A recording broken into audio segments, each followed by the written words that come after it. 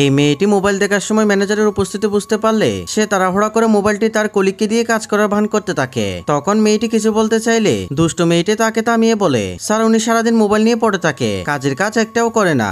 এরপর ম্যানেজার বলে, তোমাদের ঝগড়া শুনতে আমি আসিনি, তোমাদের মধ্যে একজনকে প্রমোশন দেওয়া হবে, তাই তোমাদের বিকেলে চেয়ারম্যান স্যার দেখা করতে বলেছে। এটা বলে সে চলে যায়। একটু পরে লোকটি প্লেটের নিচে একটি টাকার বান্ডেল রেখে দিয়ে লুকিয়ে পড়ে। তখন এই দুষ্ট মেয়েটি টেবিল পরিষ্কার করার সময় টাকাগুলো দেখতে পেয়ে চুপি চুপি কেটে পড়ে। এরপর লোকটি আবার একটি টাকার বান্ডেল রেখে দেয়। ঠিক এই মেয়েটি একই কাজ করে।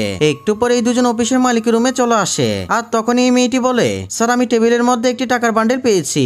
এটা বলে টাকাগুলো ফেরত দেয়। তার সততা দেখে অফিসের মালিক মুগ্ধ হয়ে যায়। এরপর বন্ধুরা কি হয় সেটি দেখার আগে তুমি যদি তোমার মাকে ভালোবেসে থাকো ভিডিওটা একটা লাইক দিয়ে চ্যানেলটি সাবস্ক্রাইব করো। এরপর ভদ্রলোক মেয়েটিকে প্রমোশন দিয়ে দুষ্ট মেয়েটিকে বলে, টাকাগুলো আমি টেবিল ইচ্ছে করে রেখেছিলাম, কিন্তু তুমি এই টাকা পাওয়ার পর চুপ ছিলে। তোমার মতো কর্মচারী আমার কোম্পানিতে দরকার নেই, এখনই বেরিয়ে যাও আমার অফিস থেকে।